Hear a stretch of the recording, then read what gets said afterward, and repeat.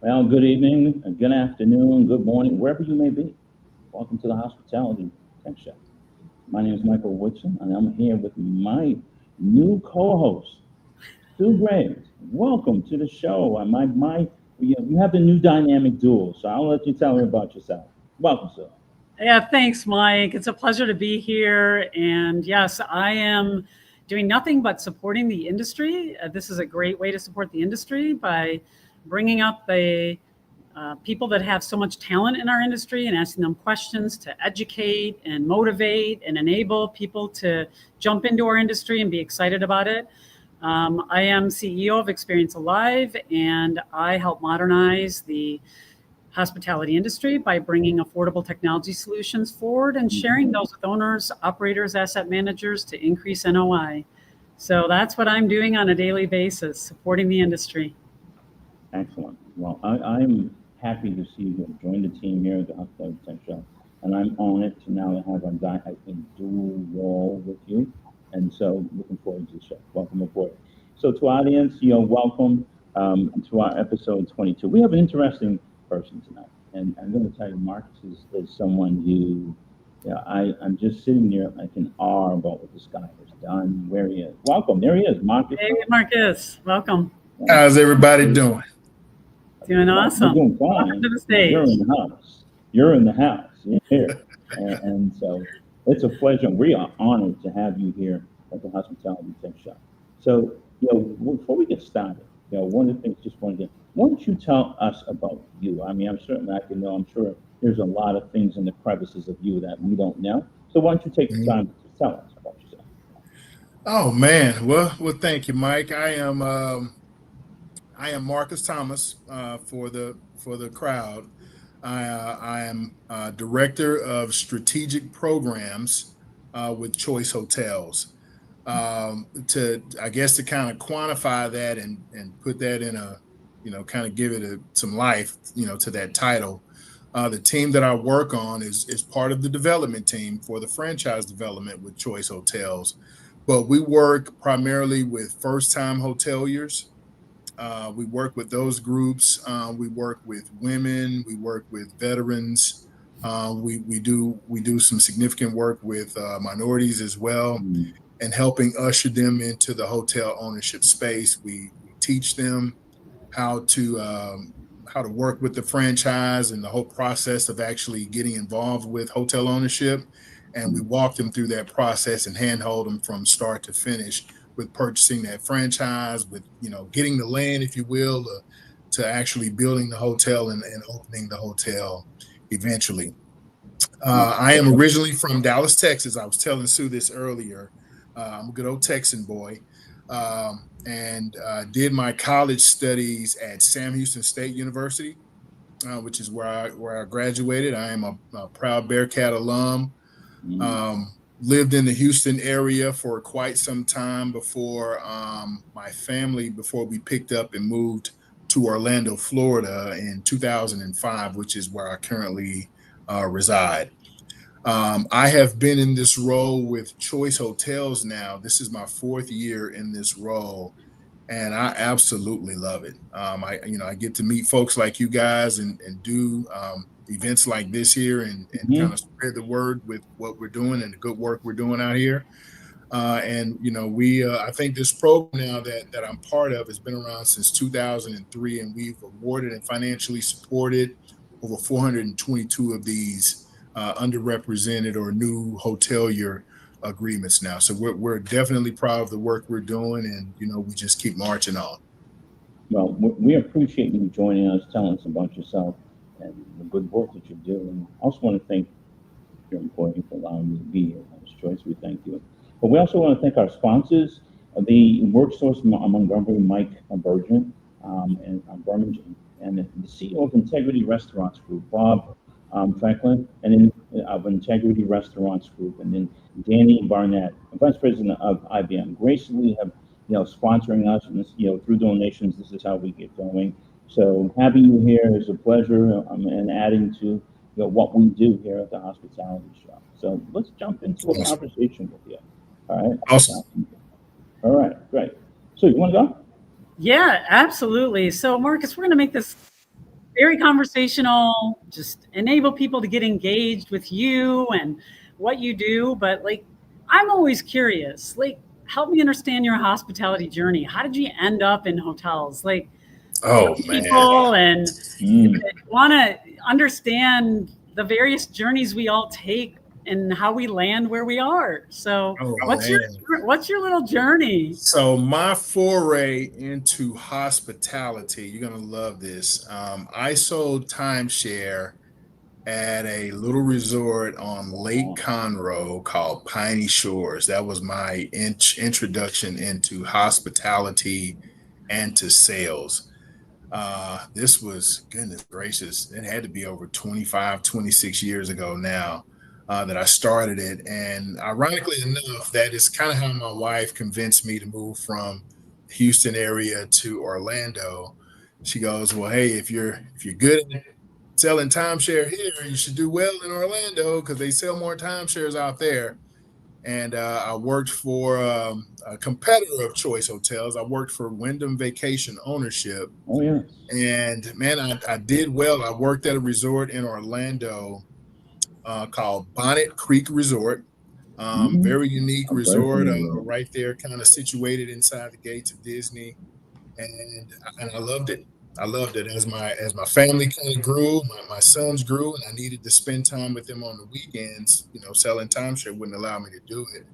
So I left the industry and I started and I just kind of landed in technology sales. And Wow. I did well in it, but I didn't love it like I loved hospitality. Just the people and the relationships and the connections you get in hospitality, there's nothing like it. Yeah. So when I had the opportunity, kind of once COVID hit, and I was trying to figure out that I want to elevate myself in technology sales and just fully get myself to that industry, or was there going to be a pathway back into hospitality?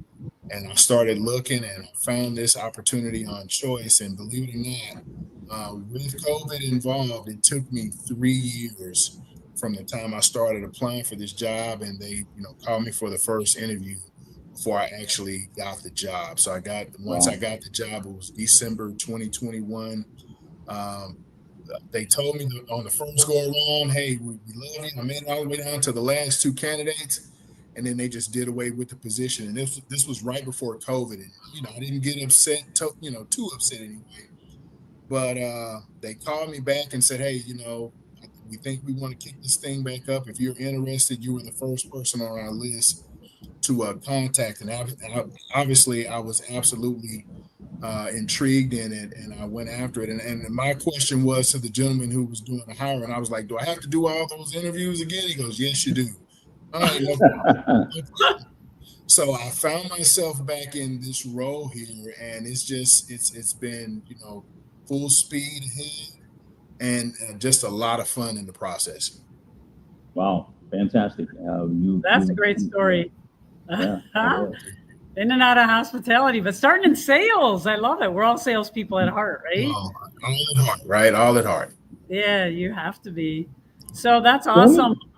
What do you find like the biggest, like, how grateful do you feel like when you're helping these new owners? Like, what's the best part of the job for you? Oh man, you know what? I guess for me, it's the relationships, and I'll probably say this, and we'll all probably each say this, a handful of times throughout this whole event here. But the relationships are probably what are the most rewarding. You get relationships with some really good people, right? You get a chance, obviously the chance to help someone, create generational wealth for their family. It's a big deal, right? I mean, it's very rewarding when someone tells you, thank you, you changed my life. But for me, it's the relationship, right? It's a relationship business, and you kind of make friends as you grow your network in this industry. And I know this is probably consistent with both of you guys, right? Being in this industry, those relationships are really, kind of what keep us going and keep us sustained. Yeah, and it does, and helps you pivot into really a longevity, and you never know where it goes. It goes in multiple, six. I always tell people 6 degrees of separation. One person knows six, and you never know what those six are going to bring you, right? And it just goes Right. on and on.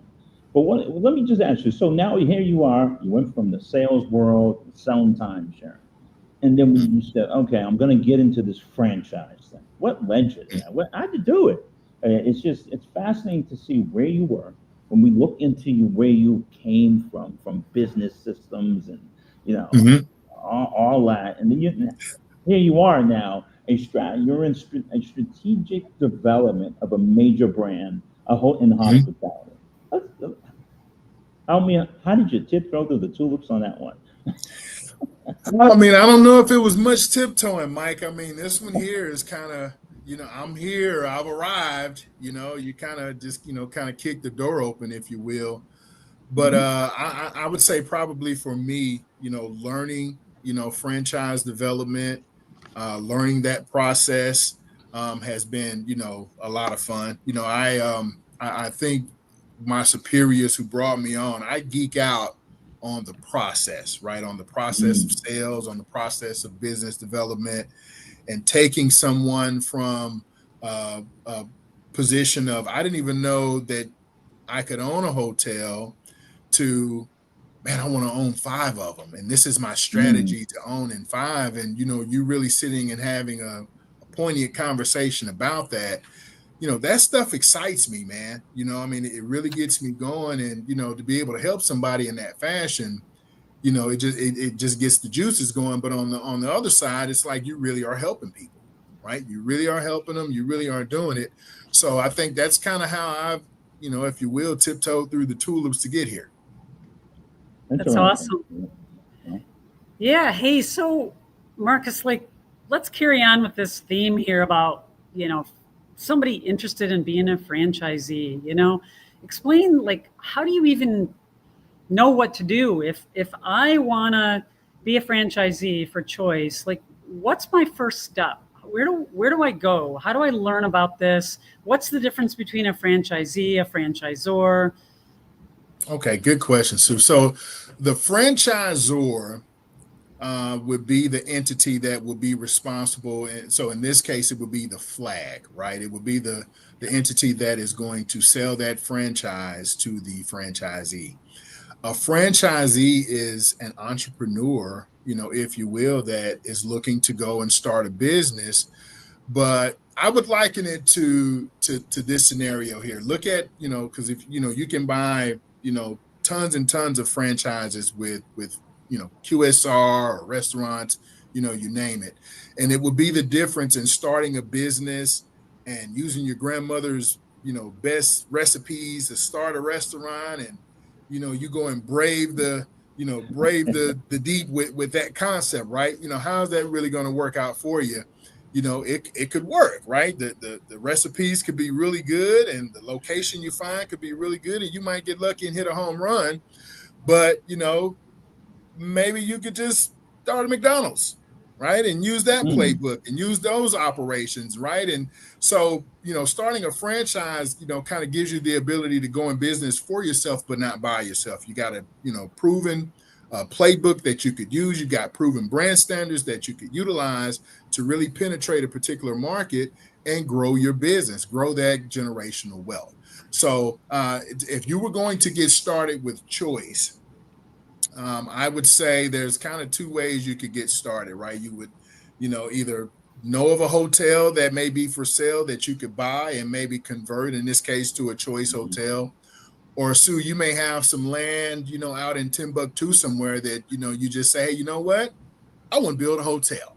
I don't know how to build a hotel, but I want to build one and I own the land. Well, believe it or not, if you own the land, you're about a third of the way there, right? You gotta go Mhm. through a process to make sure that that property is viable to develop a hotel, but at least you own it. And we can look at, what type of hotel, what segment hotel, how it would look if you actually put it in this particular location. So we would take you through that process of what it would look like to develop one from the ground up, if that will be the scenario. Once you kind of brought that information to Choice, we will run it through our proprietary tools to make sure that it's something that will be viable for a hotel. And of course, there we would, convince you to maybe go get a third party to validate what we're all thinking here. Hey, maybe this type of hotel, maybe that type of hotel. So you go through that process. And then once you're ready to purchase the franchise, there's going to be a fee to do that. And I always tell my people when they're writing the check for that franchise to always make the check out to Marcus's Bahama Fund. Right, that's the most important part of the process. That's a joke. It's a joke. They write that check to Choice Hotels International. Are you sure? Are you sure? I'm positive, Mike.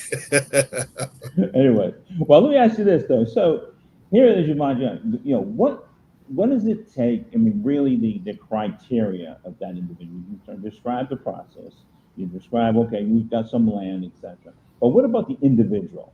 What drive do they got to have? They got to bring something to the table. Can't just have say, hey, man, I want to wake up and say, I want to be in a hotel. I want to own it. But you're gonna have something. You got to earn, right? Yeah, man, you got to have that.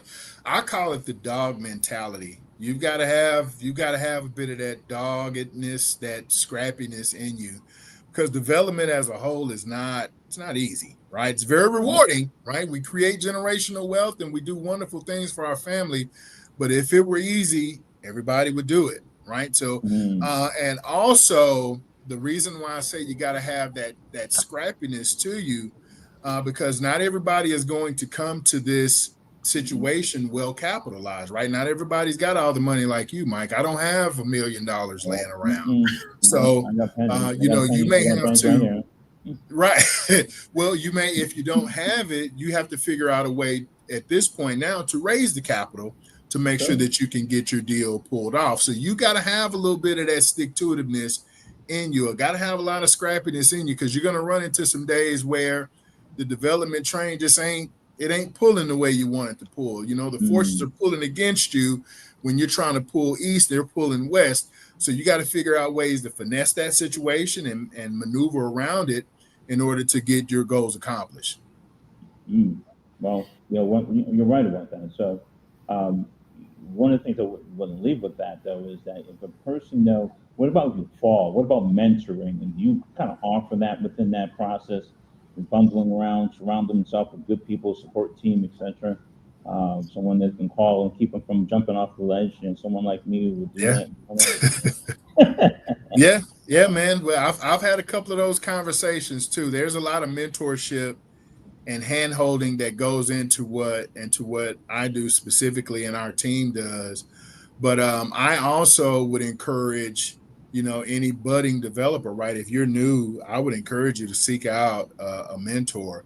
As far as development goes, if you're trying to develop a hotel, I would seek out a hotel developer and have them mentor me. That way you can kind of learn from their mistakes way before you jump into it and you make an expensive mistake, right? They're going to have some stories that they'll be able to tell them, right? That I particularly cannot do it, since I'm an officer of choice, of how to do this, or this is the amount of returns you should specifically look for on this type of hotel.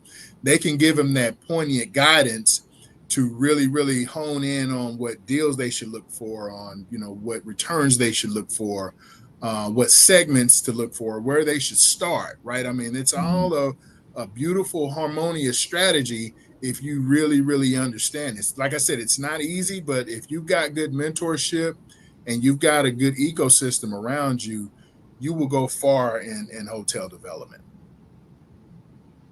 I want to continue kind of on this franchise journey. And you're an entrepreneur, you said, right? So franchisees, the entrepreneur coming in, you got the playbook handed to you by Choice. What's the separation? How much entrepreneurship can take place in a Choice flagged hotel? Because Choice has standards, right? And so they do. Help the audience and us understand, where do you have the separation and where do you have to comply when you're a franchisee? Like, let's just keep on this franchisee journey here. So with the brand standards, right? When you're the separation is going to be it's pretty like delineated, right? from the franchisee perspective and from the franchisor perspective, Choice Hotels doesn't own or operate the hotels that they franchise, right? Those hotels are primarily owned and operated by Sue Graves LLC or Michael Woodson LLC, right? It will be owned and operated by that specific entity, right? That is the business owner.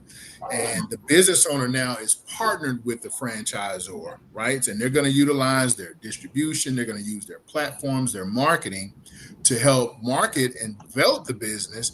But ultimately, the franchisee is the one who's going to be responsible for the business, right? The franchisor is responsible for delivering, a certain amount of, at least for the hotels, a certain amount of your business, right? A certain amount of your guest stays are going to come through Choice Hotels proprietary platforms, but there's still going to be some work that the franchisee has to do locally, right? To make sure that they go into that business and get that connection with the community locally.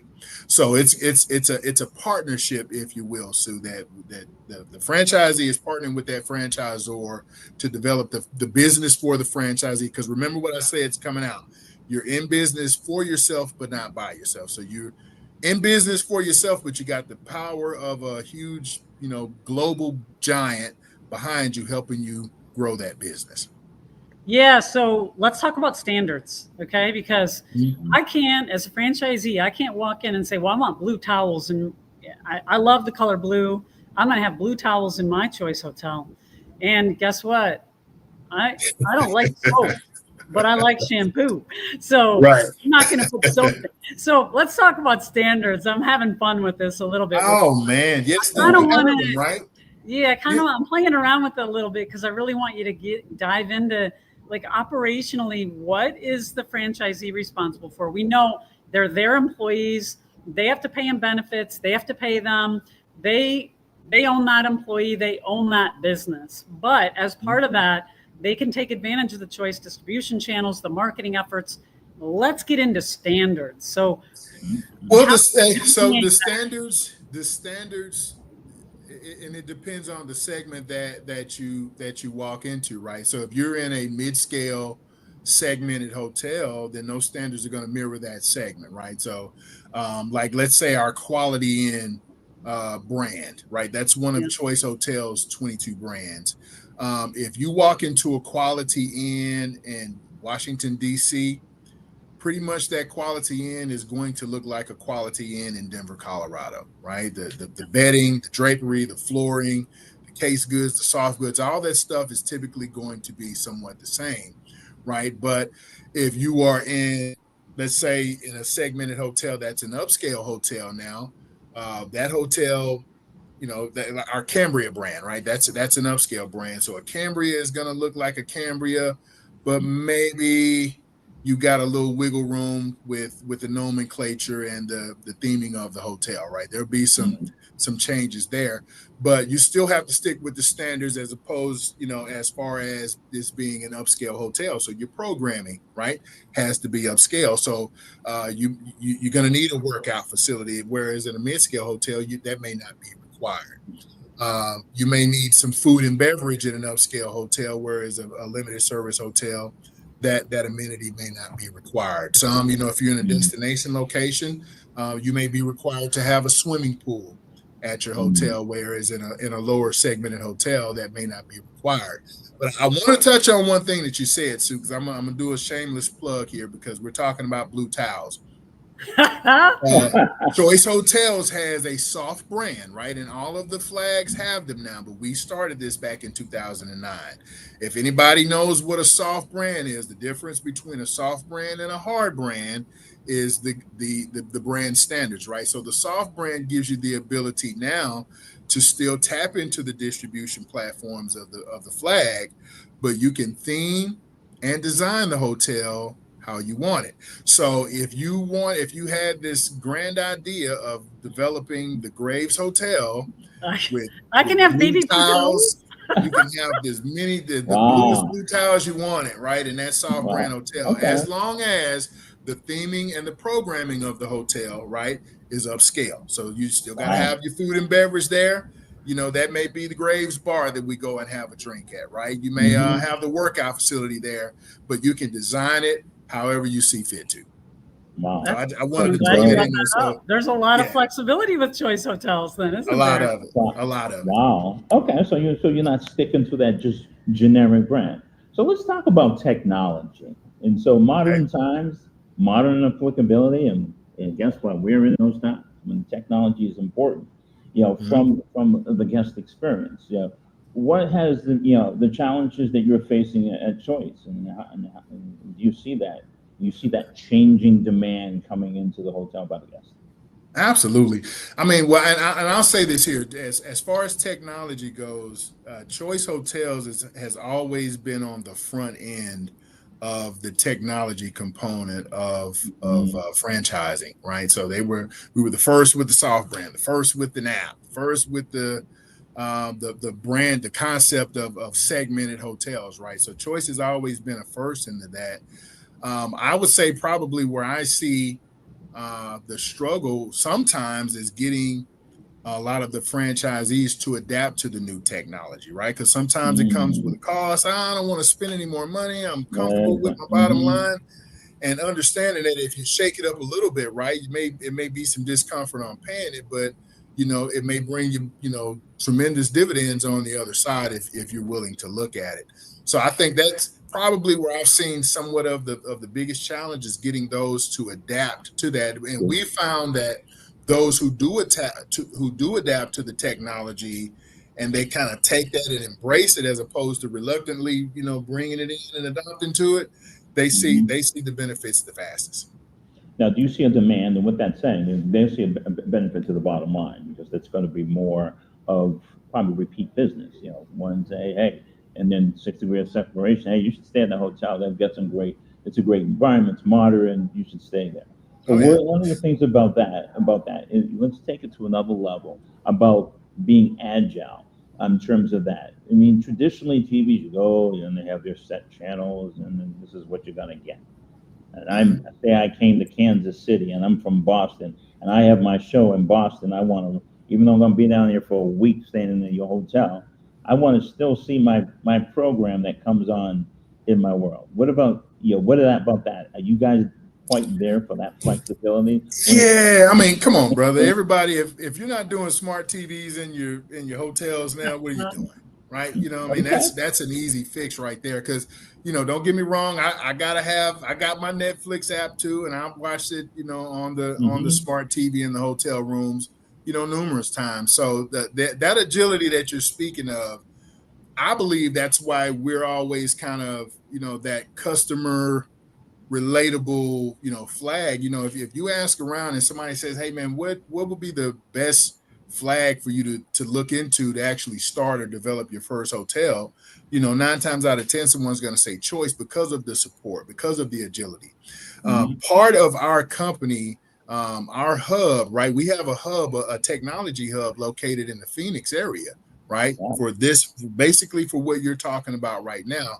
We've got some innovative minds out there that are constantly thinking of ways to, figure out how to use technology to be agile, to use technology to save franchisees on the bottom line, and Mm-hmm. figure out ways for Choice to partner more and become more sticky with those franchisees. Because the ultimate goal Mm-hmm. is for them not to develop one hotel, but to scale that operation, right? And develop 10 hotels, right? And if possible, develop 10 hotels with Choice. Interesting. I mean, so here we are, modern times, modern applicability. 2 letters: artificial intelligence.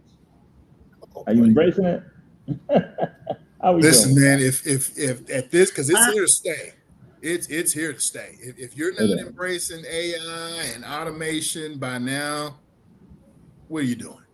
Right. Like that's really the question. What it does, and it's if you ask me, it's a game changer, right? And it's a Mm-hmm. game changer on so many fronts that if your business has a sustainability component to it, obviously, and I'm just saying, like, since COVID, you may have a contactless, initiative, and believe it or not, 70% of the folks that travel, that's how they prefer to travel, right? They don't want to talk to someone if they're checking in and checking out.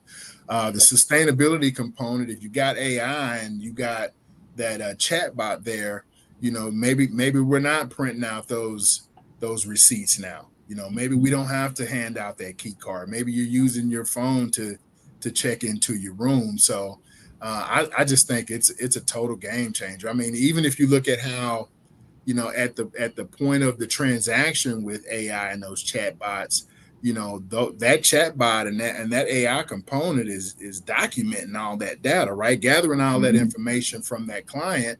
And now you're able to predict, probably what they're going to need on their next stay, and that adds to the customer experience, right? It adds to more loyalty, to that guest. And to your point earlier, now they're telling their family and friends, which is the best way to market, right? Because it's free. Right. Hey, I stayed at that hotel in Orlando, and I think you should go and stay there as well. This is what I got. These are all the cool amenities they had there, and it's all kind of technology driven, as a whole. So what, and you work so closely with all these franchisees, and you're helping them build, a legacy, a family legacy in the hotel industry. So there's certain technologies, I'm sure, that the brand requires, and there's some that they allow flexibility, right? So what are the differences? Do they have to have a POS system that the brand says you got to have this POS system if you're going to be part of our franchise group? You have to have the PMS system, the CRM system, or is there flexibility there? That's question number one. And then I'll let you do that, and I'll roll into number two. Yeah, you got to have it, right? It's proprietary to Choice. Yeah. But you have to have it. And I'll say this even further than that. If you're not trying to standardize, your technology that way, I mean, look at kind of what you're giving up on the other side, with, maybe cutting corners and losing money on your bottom line. So, and I'm proud of that too, right? Hey, you got to have the right POS system. You got to have the right PRM system. You got to have the right CRM. You want to have the right digital, tools in your toolbox to really be agile enough, because a lot of the business now is all done online. They're gonna log on to brand.com, or they're gonna catch an ad on social media, right? They're gonna kind of be scrolling around on TikTok or scrolling around on Instagram, and that's how they're gonna stumble into their next stay. So, yeah, that's it. What are the top 3 technology solutions that you feel like have had the biggest impact for owners, franchisees? Wow, biggest impact. So, I mean, give me the top 3. Yeah, I'm sure there's way more than 3. With Choice. Well, so we've got a system called Choice Rocks, which is our revenue optimization program. I think that's revolutionary just in terms of revenue management. I think it's absolutely amazing. Some of the concepts that our team has come up with to save franchisees a lot of money on their bottom line. We have a program called Choice Edge, which is our CRS program. It's very, very comprehensive, and you can get to everywhere, right? You can order your case goods. You can do all these wonderful things on Choice Edge, which I think is a game changer. But I think probably the most, and this is my opinion now, we have a learning platform called Choice University. Has been rated one of the top learning platforms in all of franchise development. It's been top at that list for the better half of the last half of the decade. So for at least the past 5 years, Choice University not only teaches you how to be a hotelier and a franchisee with Choice Hotels, but it actually teaches your staff all the way down on a granular level, right? So it could teach you now. So imagine this: if you're a hotelier, right? You're not going to go and own a hotel to then turn around and start cleaning the rooms on your own, right? You're going to let your housekeeping staff do that. But if you are a new hotelier, you don't know if your management company says, hey, well, our housekeepers average, 7 beds made a day. You don't know if that's good or bad unless you really know the metric is the standard is 15, right? So you don't know that they're doing half of the work that they should be doing. So it'll teach you how to operate a hotel from the associate level, wow, right? from the GM level and from the franchisee level. Not that you want to be there running that hotel day to day, but imagine the conversation you have now with your leadership of your hotel if you understand what they go through on a day-to-day basis. So that's Choice Hotels in a nutshell. I invite you guys to look it up. It's phenomenal. Our franchisees absolutely love it because it teaches them step by step how to be a good franchisee. So those are the three. Yeah, those are awesome. Is that open to the public? Well, obviously you can look it up and research it, but if you want to actually log in and learn the intuitiveness of it, you know what I'm going to tell you, Mike. You got to come see me buy a franchise, and I can get you. Well, you kind of put the bug in my ear. Michael Woodson LLC. That sounds good. With a hotel owning one. From your mouth to God's ears, brother. So you might don't be surprised. I might be taking you up on that. Okay. All right. Light bulb. Listen. Acorn over the head moment. Okay. Light bulb. Yes, sir. All right. Excellent. All right. So let's hey, go ahead, Sue. Why don't you jump in with that one? That's a good one. So we're kind of on a roll with all this stuff. This is great. This is great stuff. I love what Choice is doing. Empowering owners and teaching them and giving development opportunities for them to learn how to run the business efficiently and effectively.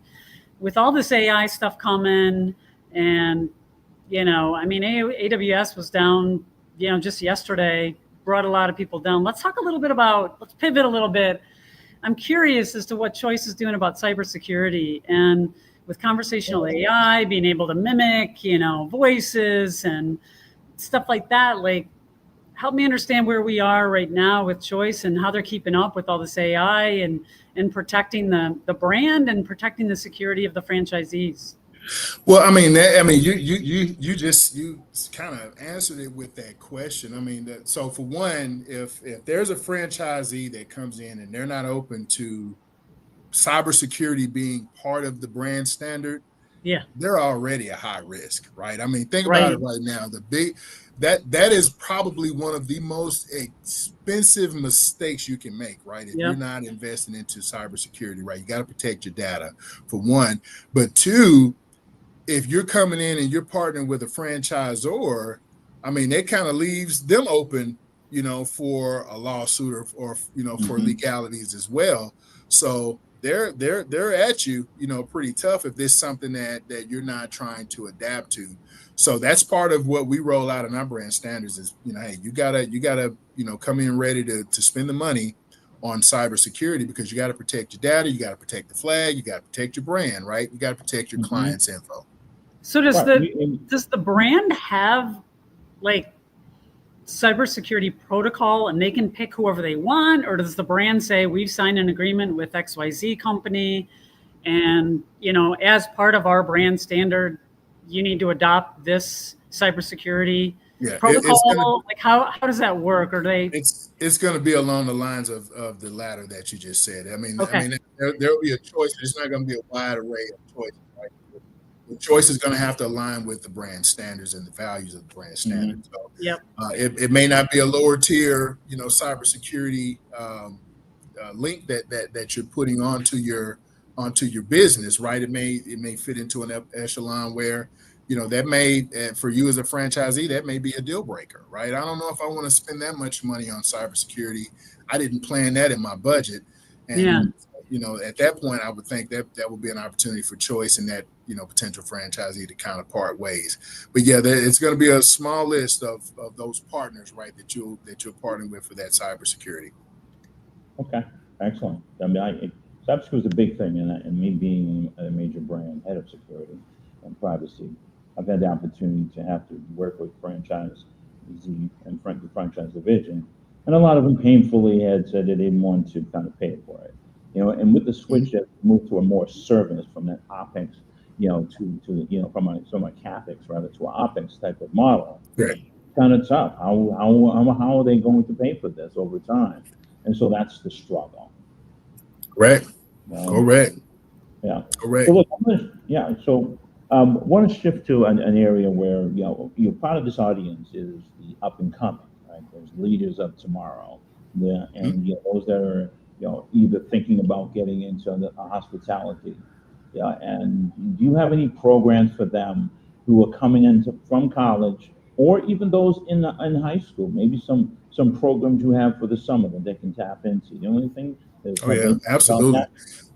Absolutely. So through our workforce coalition, there are some very handsome internships, right? That a student would have an opportunity to get into. We have some training positions as well, a couple of them, right? I mean, I'll say this, y'all, on the development, just in the hotel development as a whole, Hmm. there's not a lot of these positions, right? There's just not a lot of them. I think in the whole hotel development industry, there may be 300 of these positions. So if somebody were to find a trainee, position with, not even just choice, but with other flags, if you have the opportunity to do it, I tell you to run with it, right? Because you're positioning yourself in an industry where it's probably just as tough to get into this industry as it would be to, maybe a pro sports team like an NFL team or Hmm. something like that.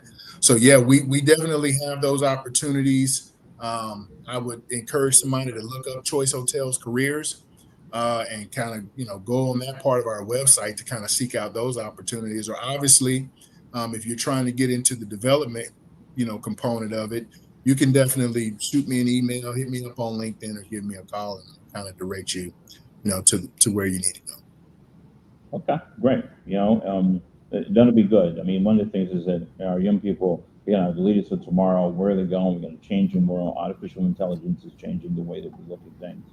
I don't want them to be discouraged in terms of, the opportunities are going to be taken away with the incorporation of technology into the mainstream of operations of hotels. But Um, and Mike, I mean, you make a good point, right? Because there's going to be, if a franchisee is operating their hotel right optimally, mhm, there are going to be opportunities for them to make their workforce, their staff, a little more lean, right? Because if that AI component is doing what it's supposed to do, and your staff is doing what they're supposed to do, it frees your staff up now to go and handle some hot items, right? As opposed to, mhm, and your AI automates that booking, right? Where they don't have to do that booking over the phone. It automates that mhm, check-in, where now they're doing something different. But, I always kind of come back and remember that hospitality, man, I can't put any other way. It's a relationship business, right? And mhm, there is no substitute for folks that can create good relationships, right? There's no substitute for that. I mean, yeah, the room is nice, but if you got a warm smile there to check you into that room, or pray tell you checked in, and the AI component noted that you check in and you got two bottled waters, but maybe the housekeeping staff didn't put those bottled waters in there. When that guest goes back up to that front desk and tells that agent, hey, I want my two bottled waters, and maybe they're having a bad day, if that agent handles it right, man, they've got a fan for life, right? Your yeah. flag, your brand's got a fan for life. So I Mhm, still always bring it back to the relationship, right? And if you mhm. can create good relationships in this industry, you will go far. Mm. Well, I mean, it's interesting you said that and about relationships. So basically you're saying shift in the workforce to where we can capitalize and build on the relationship more. Bingo. And so that, but also, back to that thing about technology. I had the pleasure to be on campus at Howard University last week. I'm going to tell you, I saw these little carts going back and forth on that campus. And so I went to one hotel and they were using that too. And here it comes and came to the pool sides and it delivered food. It delivered a box of food. Tell me about that. I mean, in terms of the relationship, in terms of the customer experience, the interaction. What do you think about that? I mean, you're singing my jam right now, man. And obviously, if I haven't stayed at a hotel where I ordered, DoorDash and a bot brought my food yet. Trust me, if I did, I'd be on my phone recording that and putting that on Instagram, or sending that over to my family, my brother, or something like that. Hey man, look at what happened at this hotel I'm in right now. That's a cool experience. So, if you can offer that amenity at a Mhm. hotel, and obviously at a at a good cost, I mean, I would do it, man. I mean, and listen, I'm a Gen Xer, right? But I understand that millennials, I understand these Gen Zers, when they travel now, so I'm going back to that soft brand, Sue. They are looking for that experiential, type of treatment, right? And just something that small, that little touch, may loop someone in to go and tell their family and friends about it, and the family and friends may go tell someone, 6 people over, right? And that 6th person over might be, some big mogul for a company that just thought that was cool, and this is like the coolest hotel to stay in. So it's a good mix, right? You always want to try to stay on the forward edge of the curve of technology. If you ask me, if you're doing that, I think you're doing it right. But you got to have the right people in place to make sure everything is moving in that cohesive unit, that one symphony that's singing that beautiful song. So orchestration is the key going to be, right? It is. It is, my brother. It is. And you got the customer now telling stories about their experience at a Choice Hotel, which is really cool, because now you've just added to the brand in a really unique way. So you're spreading things like crazy. So I want to stay on this technology front here, and I want you to put your futuristic hat on, Marcus. Oh boy. Tell me what you envision looking forward. What technologies, what innovations do you see out there now, or do you dream up that you would say, I think these 3 solutions would help shape the franchise community a decade from now?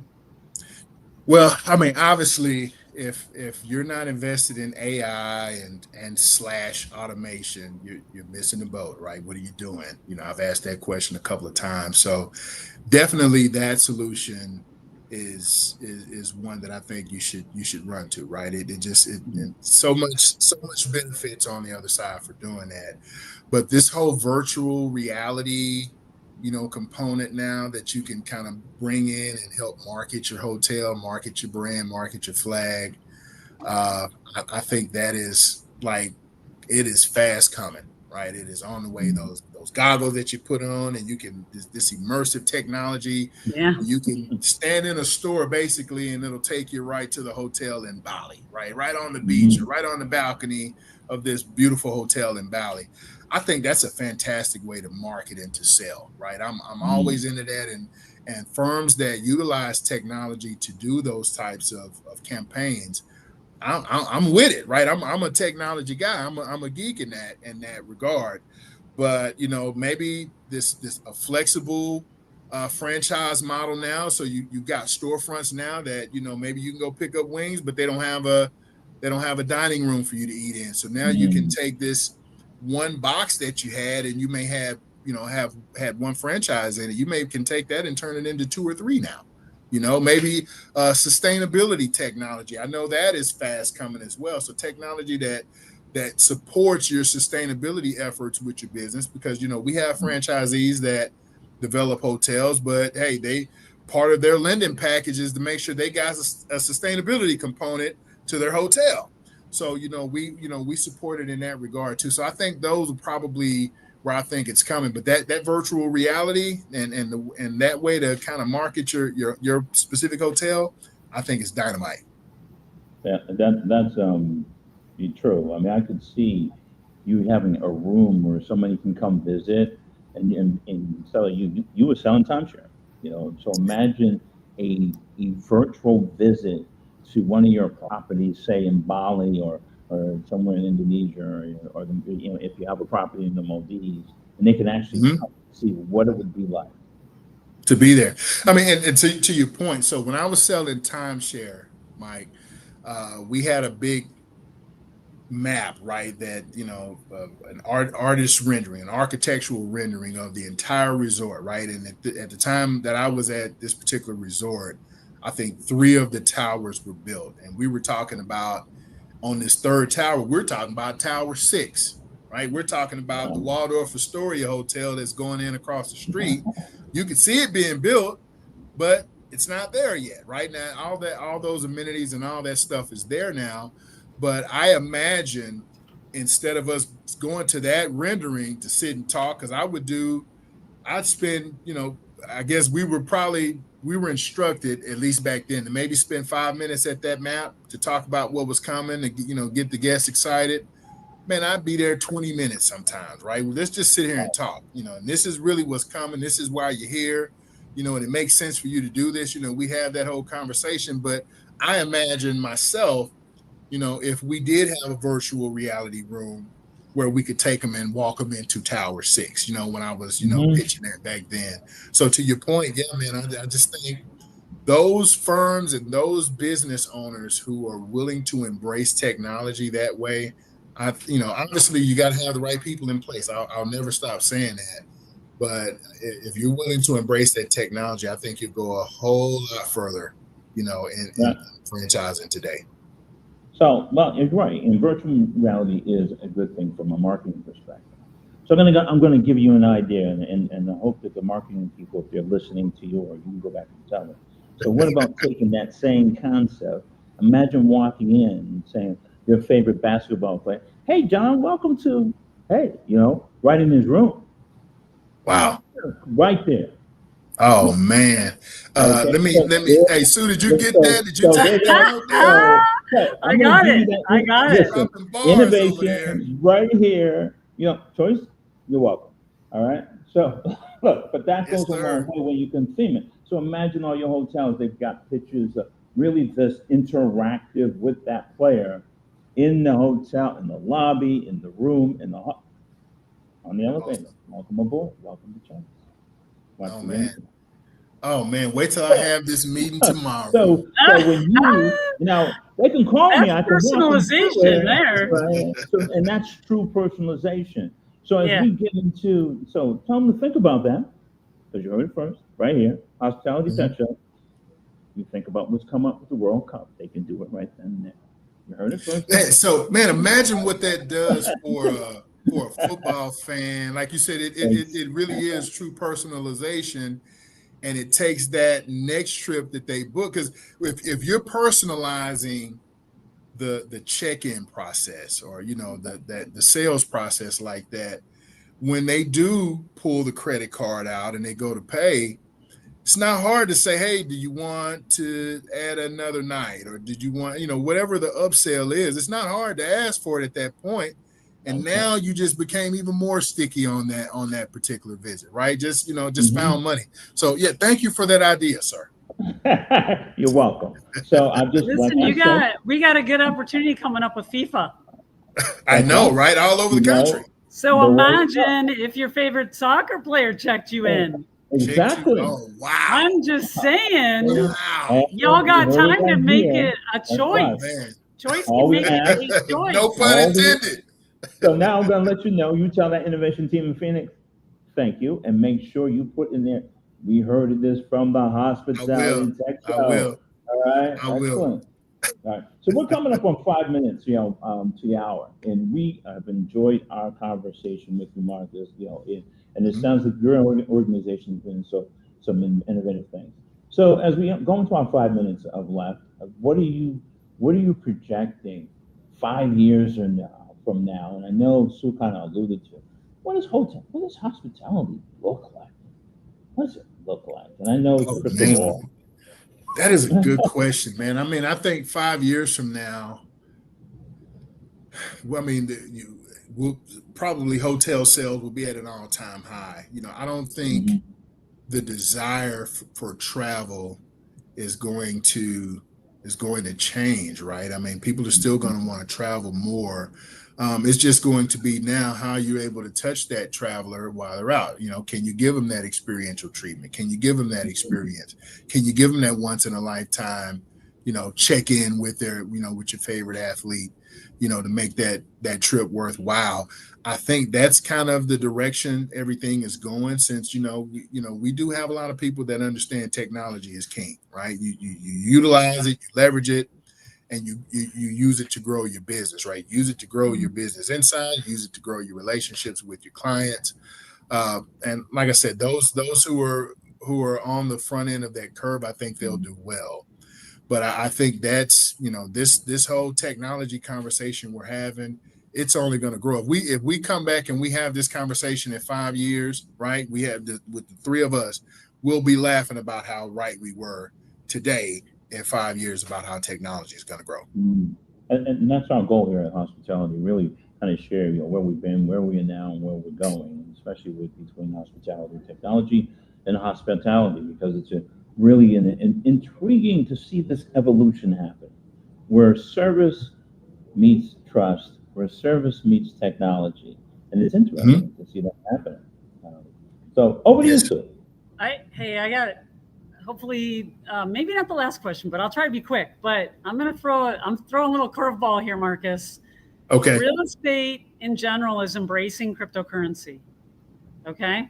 So in your 5 or 10 year, do you think we'll be able to pay for a hotel room with Bitcoin? What do you think? Man, I don't know. I mean, I think there may be a shot, right? I mean, I'm just saying how that happens yet, How do we track that transaction, right? And, where does the money go? I think if that's able to get figured out, absolutely, right? Somebody a lot smarter than me is going to have to figure that out, though. Wow. Well, like Sue said, it's possible. And you're saying it's possible. So I think it's going to happen. We got to perfect the blockchain and all of that. There's a lot of variables in there in terms of that. So I mean, you got the blockchain. I mean, and there is a way now. I mean, I guess if you kind of go down that road, I mean, you're decentralizing, right? How you how you're paying for everything. So there's a definite shot at doing that. I agree. Well, fantastic. You're driving security if you're on the blockchain too. I agree. So it's all about keeping private. So look, it's 5:57. It's been an hour. Got 3 minutes to go. And so it's been a pleasure, Marcus, having you with us, and we hope to have you back, Marcus Thomas from Choice. Yes. Remember what he said. When you want a franchise, he's waiting for your call, and he's looking forward to it. And I'm going to be one of them, by the way.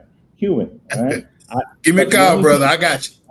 But I need the VIP treatment. I don't want to see now serving number one. I don't want to be now serving 123. I don't want to feel like I'm at the registry of motor vehicles. I want to be at Choice Hotels with that board meeting. So, let's keep building in the bridge between hospitality and technology. I'm Michael Woodson, and Sue Graves is with my host. I'm Sue. You got any last words? Huh? You got any last words, Sue? My only last words are, it's been a pleasure, Marcus, and I would love to further the discussion. I will DM you offline because I got a lot more to go with you. Absolutely. I think we need to do this again. An hour might not have been enough for us, y'all. We might need to do another hour. So we will. And so before we go, just want to one more time thank our sponsors, the Workforce Montgomery, Mike Birmingham, and the CEO of Integrity Business Restaurants. I'm Bob Fecklin. We couldn't have done it without them. The Integrity Restaurant Group, and of course Danny Barnett, Vice President of IBM. Again, thank you to the audience. And again, we look forward to always being there again and bridging that gap between hospitality and technology together. For myself, Mike Woodson, and Sue Gray, my new and the dynamic duo, and our special guest, Marcus Thomas. And to Choice Hotels, we thank you for allowing him to be on this show. Until next time. Absolutely. All right. Yeah. Until next time, we will see you then. Again, the Hospitality Tech Show, bridging between hospitality and technology. And good night. Take care, y'all.